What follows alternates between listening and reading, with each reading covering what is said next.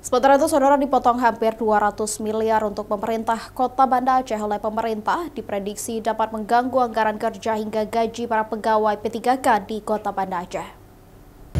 Wali Kota Banda Aceh berharap ada solusi dari pemerintah pusat untuk masalah tersebut.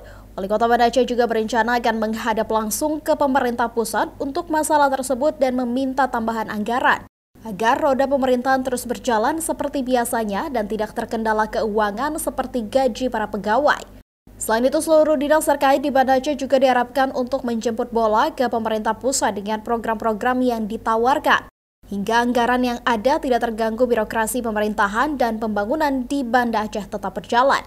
Mengingat fiskal kita terus berkurang disebabkan karena transfer daerah yang sangat terbatas saat ini, yang kita terus berjuang agar pemerintah pusat melihat bahwasanya kebutuhan fiskal daerah ini yang walaupun katakanlah kota sudah punya PAD tapi dananya sangat kecil yang kita dapatkan, sehingga kita hanya bisa bertumpu dengan dana rutin saja. Nah, ini kan nggak mungkin kita juga berjalan, apalagi P3K yang cukup besar yang harus kita angkat, yang juga menjadi beban dari pemerintah daerah kabupaten kota se-Indonesia gitu. Nah, inilah harapannya, mudah-mudahan dengan kunjungan anggota DPR RI persoalan kota itu bisa diketahui dengan secara maksimal. Nah, kita bersyukur ada anggota DPR RI yang mau turun langsung.